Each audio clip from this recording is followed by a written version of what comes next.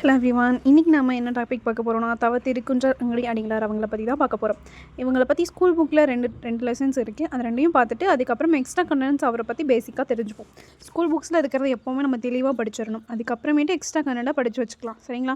டாப்பிக்கில் போவோமா?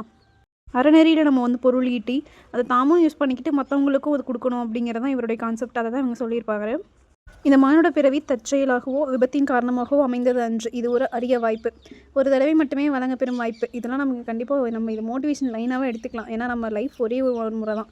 இதில் நமக்கு பிடிச்ச ஜாப் போகணுங்கிறதுக்காக தான் நம்ம படிச்சுட்ருக்கோம். கண்டிப்பாக நமக்கு கிடைக்கும். முயற்சி பண்ணால் எதுவுமே நமக்கு கிடைக்கும். இந்த பிறவியை மதித்து போற்றி பயன்கொள்ளுதல் கடமை. அதனால் எவ்வளவு நாள் வாழ்ந்தோம் என்பது அல்ல, எப்படி வாழ்ந்தோம் என்பதே கேள்வி. வாழ்ந்த காலம் முத்திரையை பெற்றது, வாழ்ந்த காலம் ஏதாவது அடையாளங்களை பெற்றதா, நம் பெயர் காலந்தோறும் பேசப்படுமா அப்படின்னு சொல்லிட்டு சிந்திச்சு வாழணும் அப்படிங்கிறாங்க. வாழும் நெறி பற்றி கவலைப்படுவார்கள், சிந்திப்பவர்கள் தான் வந்துட்டு கவலைப்படுவார்கள் அப்படின்னு சொல்லியிருக்காங்க. குறிக்கோளுடன் வாழ தலைப்படுவார்கள் அப்படின்னு சொல்லியிருக்காங்க. அடுத்தது இதை தான் வந்து பேசிக்காக இன்ட்ரொடக்ஷனாக கொடுத்துருக்காங்க. நம்ம லைஃப் வந்து ஒரே ஒரு தான், நம்ம ஒரு குறிக்கோளோட வாழ்கிறவங்க தான் இதை பற்றிலாம் யோசிக்கணும், கவலைப்படுவாங்க அப்படின்னு சொல்லியிருக்காங்க. வாழ்வின் குறிக்கோள், வாழ்க்கை குறிக்கோள் உடையது. அக்குறிக்கோள் எது? தாம் வாழ்வதா? தாம் வாழ்தல் என்பது சாதனை. ஆதலால் தாம் வாழ்தல் எளிய ஒன்று, இயற்கை கூட வாழ்ந்துவிடும். நல்ல சமூக அமைப்பும் அரசும் தோன்றிவிட்டால் தாம் வாழ்வதுங்கிறது எளிது. அந்த மாதிரி சொல்லியிருக்காரு. அதாவது நம்ம வாழ்கிறது வந்து ரொம்ப ஈஸி, அதுதான் வாழ்கிறதா அப்படின்னு சொல்லிட்டு அவர் சொல்லியிருக்காரு. தொண்டினையே குறிக்கோளாக உடையது வாழ்க்கை அப்படின்னு சொல்லிட்டு அவர் சொல்லியிருக்காரு. இதை கூட கொஷின்ஸில் கேட்கலாம். வாழ்க்கை தொண்டினையே குறிக்கோளாக உடையது என்று கூறியவர் யார் அப்படின்னு. இந்த குறிக்கோளுடன் தான் ஒப்புரவு நெறியை திருக்குறள் அறிமுகப்படுத்துகிறது. ஒப்புரவுனா என்ன? ஊருக்கு உதவுதல். அந்த மாதிரி திருக்குறள் நெறியில் மக்கள் ஒருவருக்கொருவர் கடமைகளை செய்வதற்கு உரியவர்கள், உரிமைகளை பெறுவதற்கு உரியவர்கள். ஒருவர் எல்லோருக்காகவும் எல்லோரும் ஒருவருக்காகவும் என்னும் பொது உடைமை நெறியை திருவள்ளுவரின் வாழும் நெறி. என்னது? ஒருவர் எல்லாருக்காகவும் எல்லோரும் வந்துட்டு ஒருவருக்காகவும் அப்படின்னு வாழ்கிறதா திருக்குறளோட வாழும் நெறி அப்படின்னு சொல்லிட்டு இவர் எடுத்துக்காட்டாக அதை சொல்லியிருக்காரு. வாழ்வும் ஒப்புரவும், அதாவது நம்மளோட வாழ்க்கையும் நம்ம ஒருத்தங்களுக்கு ஹெல்ப் பண்ணுறதும்.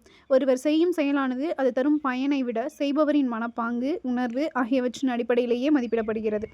தரத்தை காட்டுகிறது. ஒருவருக்கொருவர் உதவி செய்து கொள்ளுதல் மட்டும் போதாது. உதவி செய்தல் எதற்காக? தற்காப்புக்காகவும் லாபத்திற்காகவும் கூட உதவி செய்யலாமே. சொல்லப்போனால் இத்தகைய உதவிகள் ஒரு வகையில் வாணிகம் போலதான்.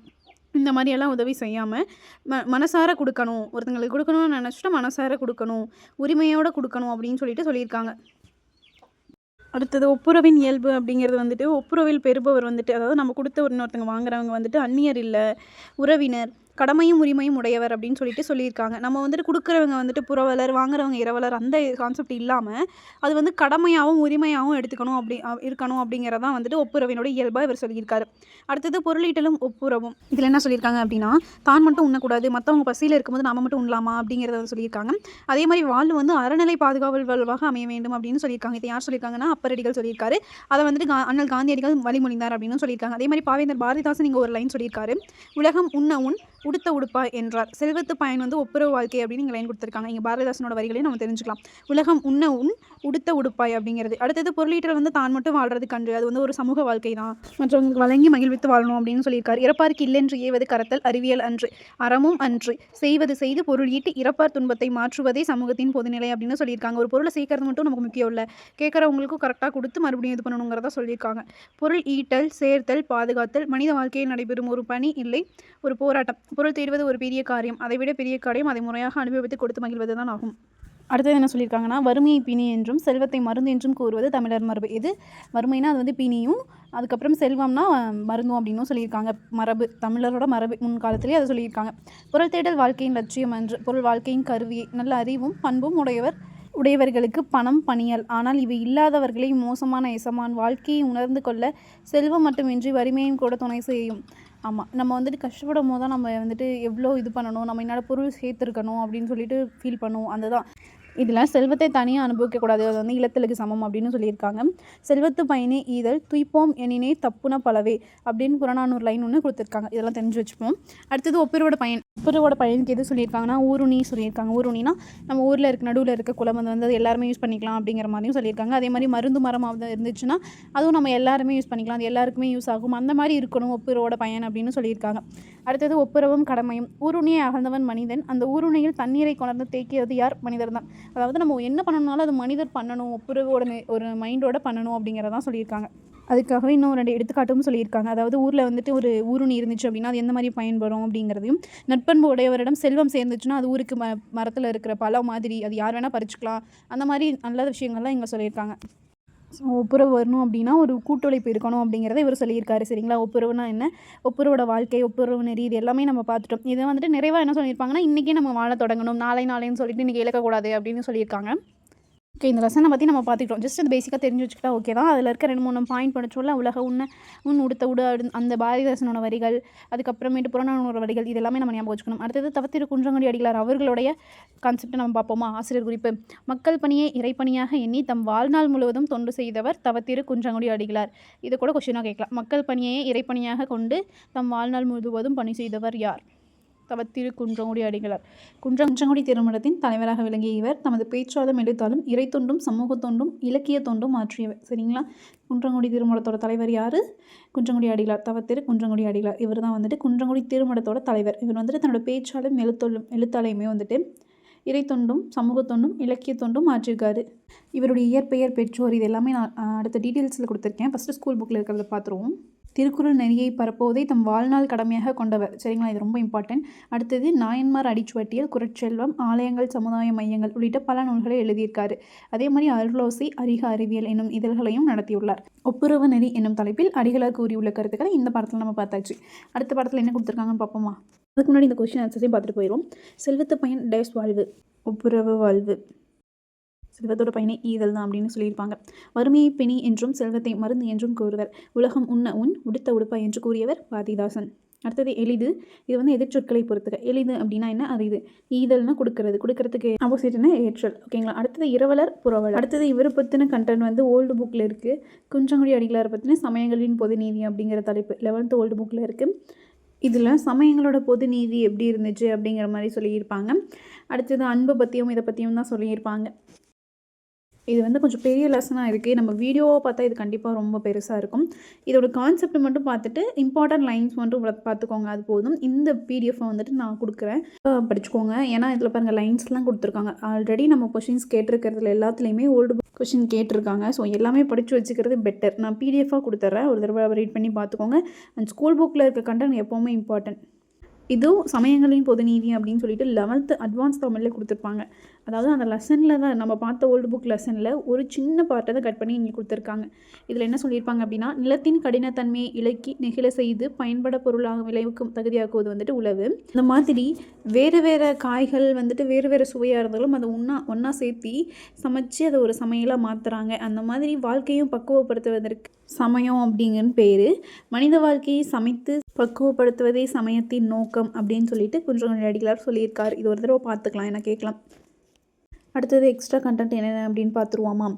இந்த ஒரு லெசன் ஓல்டு புக்கில் சொன்ன லெசனை படிச்சுக்கோங்க. நான் ஃபஸ்ட் கமெண்ட்டில் கொடுக்குறேன். ஈவன் நான் இந்த லாஸ்ட்டாக பிடிஎஃபை கூட நான் கொடுத்துட்றேன். இது ஃபுல்லாகவே இந்த டாபிக் வைஸே நான் கொடுத்துட்றேன், படிச்சுக்கோங்க, யூஸ்ஃபுல்லாக இருக்கும். அண்ட் இப்போ பார்ப்போமா, இவர் எந்த வருஷம் பிறந்தார்? 1925 ஜூலை 11. இவர் இறந்த வருஷம் 1995 ஏப்ரல் 14. ஓகேங்களா? பெற்றோர் வந்து சீனிவாசன், சொர்ணத்தம்மாள். இவரோட இயற்பெயர் வந்து அரங்கநாதன். இதழ்கள் மணிமொழி, நமது சிந்தனை, தமிழகம், மக்கள் சிந்தனை, அருளோசை, அறிக அறிவியல். இதில் நம்ம ஸ்கூல் புக்கில் என்ன படிச்சிருப்போம்? அருளோசை, அறிக அறிவியல் மட்டும் தான் படிச்சிருப்போம். மீதி இருக்க 4 வந்து நான் எக்ஸ்ட்ரா கொடுத்துருக்கிறது ஜஸ்ட் பார்த்து வச்சுக்கோங்க நல்லா. ஏன்னா ஸ்கூல் புக்கில் இருக்கிறத தெளிவாக படிச்சுட்டு அடுத்தது இதெல்லாம் படிங்க. வாழ்க்கை வரலாறு மண்ணும் மனிதர்களும் அப்படிங்கிற தலைப்பில் வெளிவந்திருக்கும். எந்த இதில் வெளிவந்திருக்கும்னா ஆனந்த விகடனில் வெளிவந்திருக்கு. இதே மாதிரி ஆனந்த விகடனில் தான் வந்துட்டு உவேசா அவர்களுடைய வாழ்க்கை வரலாறும் வெளிவந்திருக்கும். என் சரிதம். அடுத்தது விருதுகள். இவர் வாங்கின விருது ஃபஸ்ட்டு திருவள்ளுவர் விருதை இவர் தான் வாங்கியிருப்பார். அடுத்தது அண்ணாமலை பல்கலைக்கழகம் வழங்கும் கௌரவ பட்டம், டாக்டர் பட்டம் வாங்கியிருப்பார். அடுத்தது இந்திய அரசின் அறிவியல் மற்றும் செய்தி தொடர்பு தேசிய குழு விருதும் வாங்கியிருப்பார். இவர் 3 விருது வாங்கியிருக்காரு, ஞாபகம் வச்சுக்கோங்க. ஃபர்ஸ்ட் திருவள்ளுவர் விருது வாங்கினது இவர் தான். திருக்குறள் பேரவை அமைப்பை உருவாக்குனவர் யார்? தவத்திரு குன்றங்குடி அடிகளார். ஓகேங்களா? தன்னோட திருக்குறளை பரப்புறதா தன்னோட வாழ்க்கை நெறியாவே அவர் வச்சிருந்திருப்பார்.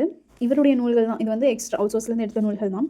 சொல்லமுதம், ஈழத்து சொற்பொழிவுகள், பொங்கல் பரிசு, அடிகளார் ஓமை நயம், அறவழி காட்டி, சமயம் மறுமலர்ச்சி, நாயன்மார் அடிச்சுவட்டியல், திருவள்ளுவர் காட்டும் அரசு, மண்ணும் விண்ணும், இதுதான் வந்துட்டு அவருடைய வாழ்க்கை வரலாறு வந்த நூல்னு பார்த்தோம்.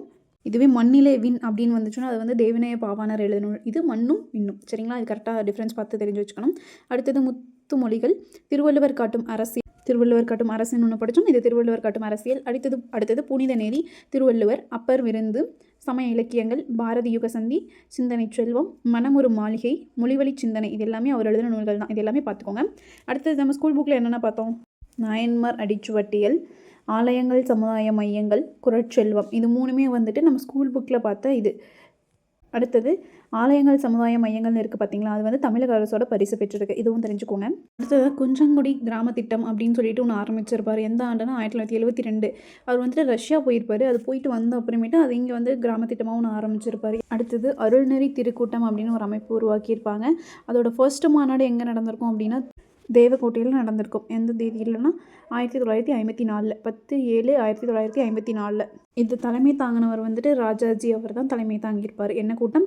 அருள்நெறி கூட்டம். அந்த அமைப்போட ஃபர்ஸ்ட் மாநாடு எங்கே நடந்திருக்கும்? தேவக்கோட்டையில் 1954 நடந்திருக்கும். அது வந்து ஒரு கடவுள் எதிர்ப்பு இயக்கத்துக்கு மறுப்பாக வந்துட்டு அவங்க உருவாக்கின மாதிரி தான் சொல்லியிருப்பாங்க.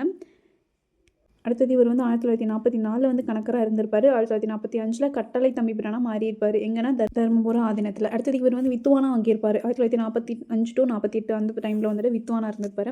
அடுத்தது இவர் வந்து கந்தசாமி தம்பிபிரான் அப்படின்னு சொல்லிட்டு யார் சொல்லியிருப்பாங்க அப்படின்னா ஞானசம்பந்த பரமாச்சாரிய சுவாமிகள் தான் வந்துட்டு இவரோட பெயரை வந்துட்டு கந்தசாமி தம்பிபிரான் அப்படின்னு மாற்றிருப்பாங்க. ஓகேங்களா, இதெல்லாம் நம்ம தெரிஞ்சுக்கலாம். அடுத்தது தீண்டாமை விளக்குணர்வு யாரிடமிருந்து பெற்றார்னா விபுலானந்த அடிகள் அவரிடம் தான் பெற்றிருப்பார். யாரால் திருக்குறளின் மீது ஈடுபாடு கொண்டார் அப்படின்னா ராபி சேதுபிள்ளை அவர்களால் தான் இவர் வந்து ஈடுபாடு கொண்டார். இவரை பற்றின அவுட் சோர்ஸ் மெட்டீரியல்ஸ் இவ்வளோ தான். ஓகேங்களா, யாரால் வந்து திருக்குறள் மீது ஈடுபாடு கொண்டிருப்பார்? ராபி சேதுபிள்ளை. இவரை பற்றின அவுட் சோர்ஸ் மெட்டீரியல் இவ்வளோ தான். இதுக்கு நம்ம என்னென்ன பார்த்தோம்? ஒப்புரவு நெறி, அதுக்கப்புறமேட்டு 11th புக்கில் சமயங்களின் பொது நீதி, இந்த லெசன், இது 2 லெசன் பார்த்தோம். அதுக்கப்புறம் ஒரு பாக்ஸ் கொஷின். அடுத்தது இவரை பற்றின இவர் எழுதின நூல்கள் பார்த்தோமா. அடுத்தது 2 இதழ்கள் எக்ஸ்ட்ரா பார்த்தோம். அடுத்தது விபுலானந்த அடிகளையும் ஞானசம்பந்த பரமாச்சாரியார் அவரோட பெயர் மாற்றினதையும் பார்த்துருப்போம். அதுக்கடுத்தது குன்றங்குடி அடிகளார் திட்டம், அருள்நெறி கூட்டம், இதோட ஃபர்ஸ்ட் மாநாடு தேவக்கோட்டையில் நடந்திருக்கும். யார்? ராஜாஜி வந்துட்டு தலைமை தாங்கியிருப்பார். இந்த டீட்டெயில்ஸ் எல்லாமே பார்த்தோம். இது எல்லாத்தையுமே பார்த்துட்டு ஒன்ஸ் நோட்ஸ் எடுத்துகிட்டு நீங்கள் படிக்க ஆரம்பிச்சுட்டு ரிப்பீட் ரிவிஷன் பண்ணிங்கனாலே போதும். வீடியோ யூஸ்ஃபுல்லாக இருந்துச்சுன்னா கமெண்ட் பண்ணுங்கள். தேங்க்யூ.